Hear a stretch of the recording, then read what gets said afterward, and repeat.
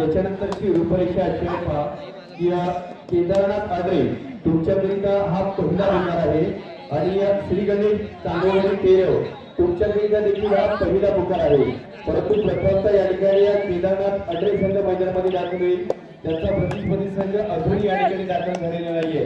त्यामुळे केदारनाथ आडरे संघाला प्रथमतः या ठिकाणी विजय घोषित केले जाईल, ते दुसऱ्या फेरीमध्ये पात्र होतील आणि अशा पद्धतीने पहिल्या फेरीचे सामने संपतील आणि जे संघ पहिल्या फेरीत जिंकलेले आहेत अशा संघाला दुसऱ्या फेरीच्या सामन्याला सुरुवात होईल आणि दुसऱ्या फेरीचा पहिला सामना या ठिकाणी केदारनाथ क्रीडा मंडळ आडरे विरुद्ध या ठिकाणी श्री गणेश चांदोवडी तेरव हा दोन संघांच्या दरम्यान होईल। म्हणजे दोन्ही संघांसाठी हा महत्त्वाचा पहिला पुकार, क्वार्टर फेरीच्या सामन्याकरिता हा पहिला पुकार असेल, उपउपांत्य फेरीचा हा पहिला सामना या ठिकाणी असेल आणि त्या सामन्यानंतर आजच्या दिवसातील शेवटचा सामना म्हणजेच या ठिकाणी काळशिक आणि मोडकवाडी आणि चालू सामन्यातील विजय संघ असा या ठिकाणी क्वार्टर सेमीचा दुसरा सामना या ठिकाणी आजच्या दिवसाचा शेवटचा सामना होणार आहे। असं आजच्या दिवसाचं हे या ठिकाणी आपण लेखाजोखा आलेख देखील या ठिकाणी केलेला आहे। तदनंतर पुन्हा एकदा सर्व क्रीडारसिकांचं देखील याच तेरवच्या स्पर्धेत मनापासून स्वागत आहे आणि याच स्पर्धेमध्ये देखील मी बारापार सांगतोय एक चांगली स्पर्धा आहे आणि त्या चांगल्या स्पर्धेचा आपण पाहिलं तर आपल्याला एक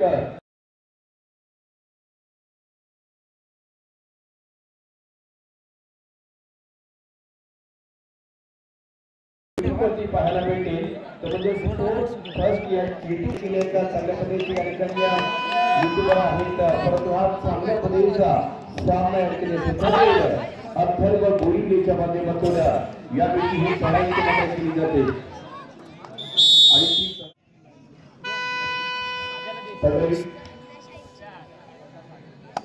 आता देखील पर्यंत ही तिसरी लढाई या ठिकाणी केली जाणार एक जबरदस्त खेळाडू आहे, छोट्या शैलीचा आहे परंतु मोठी कामगिरी करणारा हा खेळाडू आपल्याला मैदानामध्ये पाहायला भेटतोय। त्याची देखील चढाई या ठिकाणी आपल्याला मिळतोय आणि ती चढाई ज्याला आपण ट्रॅक झाली इनिशियल झाल्यानंतर या ठिकाणी ज्याला देखील या ठिकाणी थांबवलं जाईल आणि तदनंतर या ठिकाणी संघाचा एक अष्टपैलू खेळाडू म्हणजे ज्याची ओळख आहे तोच या ठिकाणी अनिकेत मैदानामध्ये पाहायला भेटतोय।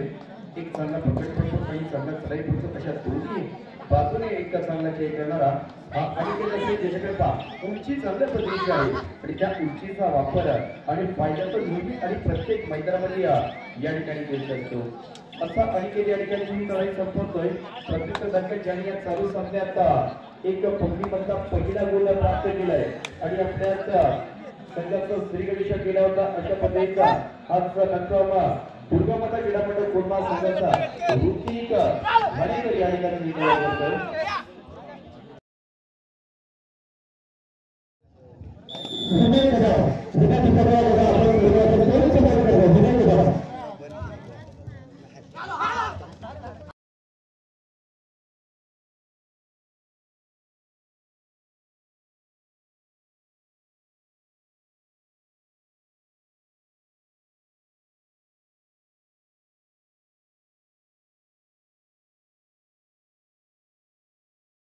अशा पद्धतीच्या दोन्ही संघांची चांगल्या पद्धतीने आले तर स्वतःला सिद्ध करणारी ही चढाई सिद्धार्थ गाडीकरची आपण पाहतोय। उजव्या पद्धतीचे खेळाडू शुभमला स्पर्श केल्याचा दावा या ठिकाणी होतोय।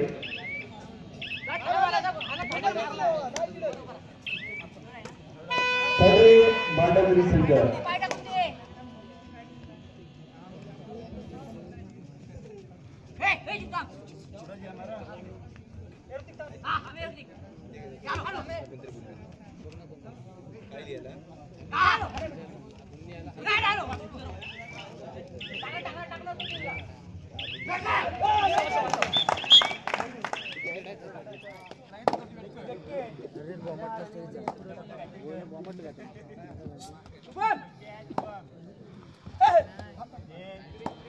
या देखील तिसरी चढाईचा टप्पा इथे केली जाते।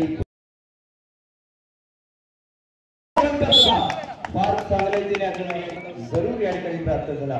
ज्या वेदांनी जो गुण प्राप्त केला त्या वेदांबद्दल सांगायचं झालं तर की सामान्य संस्थेला बिलॉंग करीत असताना ज्याची सलगची 2 वर्षे या ठिकाणी विभागीय स्तरावर झालेला तो खेळाडू या ठिकाणी असेल परंतु ज्याचा या ठिकाणी आजपर्यंत स्थानिक संघ आहे, गावचा संघ आहे, म्हणजेच दुर्गा माता क्रीडा मंडळ कोटमाचा संघ असेल, ह्या दोन्ही संघांचं बाकी मी मागील सामन्यामध्ये देखील सांगितलं होतं की हा दुर्गा माता कोटमा संघ एकाच 2024च्या वर्षात 12 महिने जिंकून चिपळूणमध्ये टॉप मध्ये होता, तर या ठिकाणी 17 ते 18 चषक जिंकून गावठी मांडवकरी संघ देखील गत वर्षात देखील चषकाच्या यादीत टॉप मध्ये होता. अशा दोन टॉपच्या संघांचा हा या ठिकाणी खेळ पाहायला भेटतोय.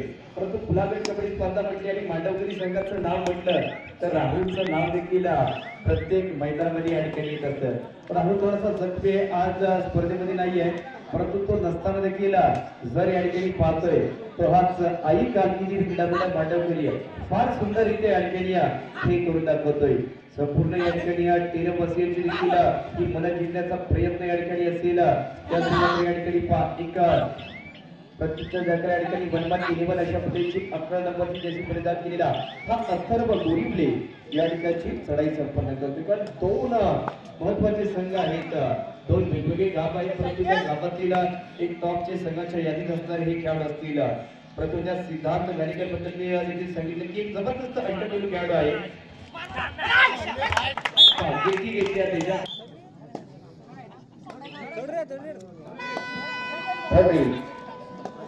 यावेळीची तिसरी चढाई,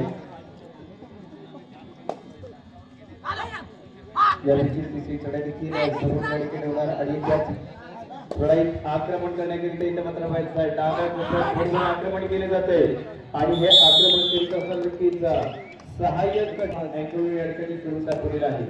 त्यानंतर हा दुर्गा माता कोटमा संघ याच्याबद्दल जर सांगायचं झालं तर यावर्षी जर विचार केला तर कालच्या रात्रीमध्ये एक इतिहास घडला. म्हणजे यावर्षी जर एकंदरीत चिपळूणमध्ये जर पाहिले तर 46 ते 47 कबड्डी स्पर्धा झाल्या, परंतु एकच संघ चिपळूणमध्ये असा आहे की ज्याने या ठिकाणी सर्वात जास्त फायनल जिंकले आता तो म्हणजे जय हनुमान कळमस्ते. स्वतः आयोजक देखील होते आणि स्वतः स्पर्धा देखील जिंकली आणि सलग 6 स्पर्धा जिंकून ते टॉप वरती आहेत. तर द्वितीय क्रमांकाचा या ठिकाणी विचार केला तर या ठिकाणी भीम संघर्ष वेळे संघ या ठिकाणी एकंदरीत 5 फायनल जिंकलेला आहे. केदारनाथ गाणे संघ 5 फायनल जिंकलेला आहे. त्यानंतर या ठिकाणी पहिल्याचा भीम संघर्ष वेळे कळकवडे क्रीडामंडळ कळकवडे हे संघ देखील एकंदरीत 5 फायनल जिंकलेले आहेत. परंतु दुर्गा माता कोटमा संघ देखील त्या यादीमध्ये आहे. 4 फायनल जिंकून ते देखील पराक्रम या ठिकाणी करतात. परंतु तो पराक्रम करताना ज्याला आपण म्हणजे हवेमध्ये पकड ज्याला म्हटली जाते ती पकड या ठिकाणी पाहायला भेटली. त्यानंतर या ठिकाणी अनिकेता यांनी या दोन संघांमध्ये सांगायचं झालं तर या वर्षामध्ये कित्येक वेळेला या संघाचे येताना आपण पाहिलेले आहेत. त्याच्यामध्ये कधी या ठिकाणी दुर्गा माता कोटमा संघ जिंकतो तर कधी मांडवकरी संघ देखील जिंकत असतो.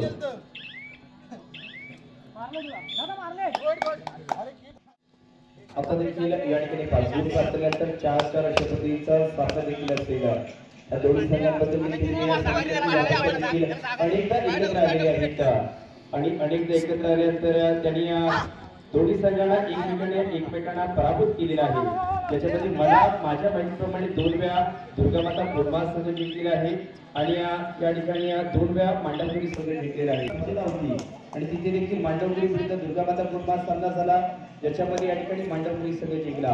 काही दिवसानंतर कालच्या या ठिकाणी अंतिम सामना झाला दुर्गा माता कोटमा विरुद्ध मांडवकरी आणि अंतिम सामना दुर्गा माता कोटमा संघ जिंकला.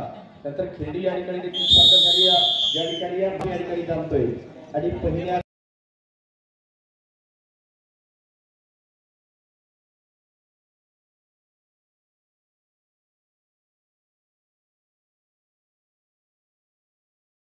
4-4 अशा पद्धतीचा हा सामना या ठिकाणी आपण पाहतोय. ज्याला दुसऱ्या आपल्या सुरुवात झाली आणि दुसऱ्या आपल्या सुरुवात झाल्यानंतर पहिल्या मध्ये आपण पाहिलं की कोणताही संघ आघाडीवरती देखील नाही आहे, कोणताही संघ पिछाडीवरती देखील नाही. म्हणजे समसमांतर कामगिरी हे दोन्ही संघांनी केले, ज्याच्यातीलच पहिल्यामध्ये एक चढाईपत्र जडी गुण प्राप्त केलेला आहे. अशा पद्धतीचा मुद्दा या ठिकाणी मांडवकरी संघाचा हाच अनिश्चित पिटले या ठिकाणी आपण पाहतो. ज्याच्या जिल्हा पहिले तर 5चा डिफेन्स या ठिकाणी असेल आणि 5चा डिफेन्स आहे म्हटल्यापूर्वी या ठिकाणी बोनस ऑफ नाही आहे. बोनस ऑफ आहे त्यावेळी मात्र फुलबल जावं लागेल, चढाईपत्र गुण प्राप्त करावं लागेल. त्यामुळे मात्र शांत होते आणि आपल्या संघात या ठिकाणी सुखरूप परत येतोय. परंतु सुखरूप प्रकाराने ज्याने या सामन्यातला पहिला गुण प्राप्त केलाय पकडीच्या माध्यमातून तो ऋतिक या ठिकाणी आणि नक्कीच कबड्डीसाठी एक चांगल्या पद्धतीचं ज्याप्रमाणे आपण बॉडी लँग्वेज पाहतो अशा पद्धतीचं चांगलं बॉडी लँग्वेज असणारा हाच सळाईपट्टी या ठिकाणी म्हणजे विविध भूमिका आहेत उद्भव प्रदर्शन देखील आहे ते उद्भव करण्यामध्ये माहीर असणारा हा या ठिकाणी खेळाडू आहे आणि या दोन्ही संघामध्ये देखील मी सांगितलं की ज्याने दोन वेळेला एकमेका संघाला ती चढाई या ठिकाणी करणार तो म्हणजे हा पियुष या ठिकाणी छोट्या शैलीचा आहे परंतु टॅलेंटेड आहे अशा पद्धतीचा हा युवा टॅलेंटेड खेळाडू या ठिकाणी आपण पाहतोय त्या खेळाडूला ही पकड केली जाते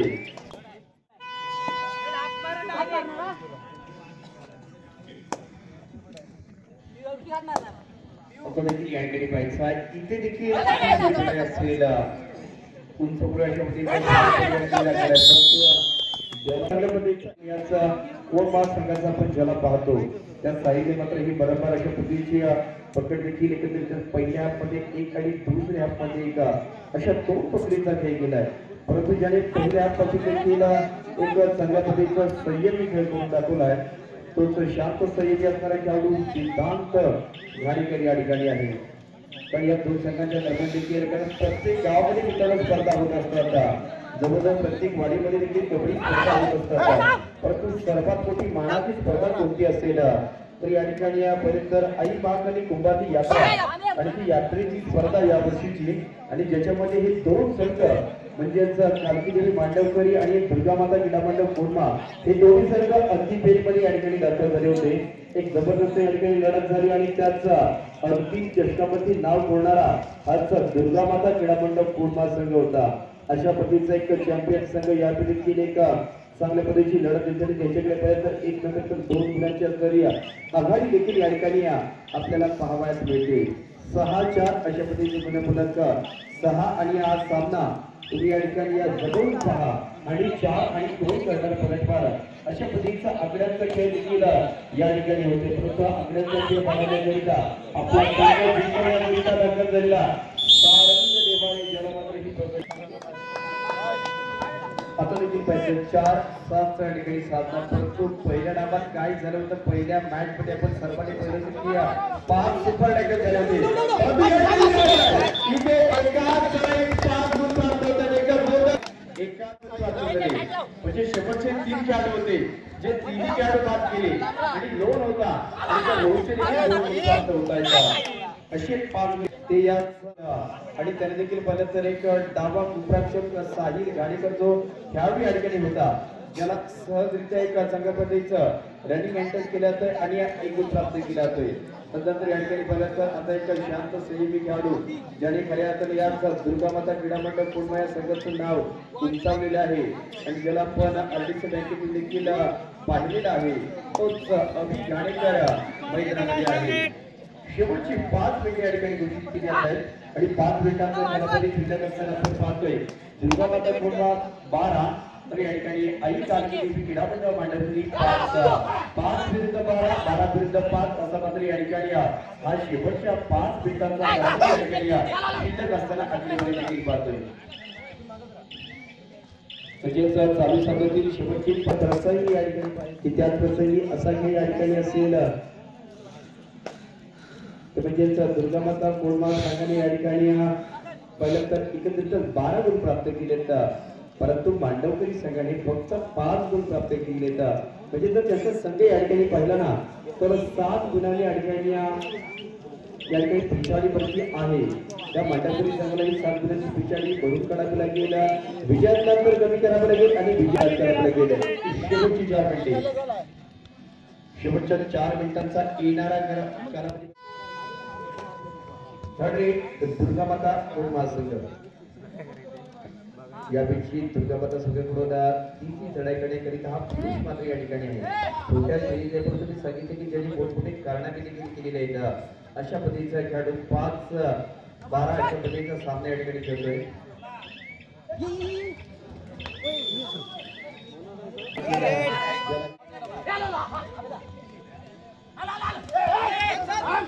इथे आणि केलेले आहेत 12 म्हणजे 7-12 आपल्याला देखील 5 असते शेवटची 3 मिनिटे या ठिकाणी आहेत विनंती असेल मैदानाच्या जवळ कुणी जास्त थांबू नये 7-12 अशा पद्धतीचा हा सामना या ठिकाणी आहे आणि त्यात सातबारामध्ये या ठिकाणी पहा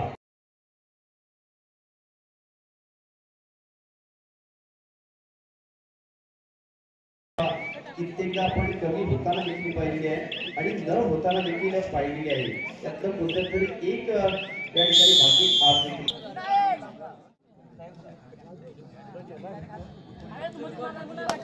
आता निर्णायक काही 3 मिनिटांपेक्षा कमी मिनिटांचा या ठिकाणी कालावधी शिल्लक आहे. त्या प्रसंगी पाहिजे सिद्धांत वेदांत अशा पद्धतीचे 2 बंधू या ठिकाणी आहेत. 7 अशा पद्धतीचा काही मिनिटांचा कालावधी, परंतु आता निदान अशा पद्धती या ठिकाणी खेळ केला जातो. शेवटची 2 मिनिटे या ठिकाणी आहेत. लास्ट मिनिट येणारी 2 मिनिटं महत्वाची असतील.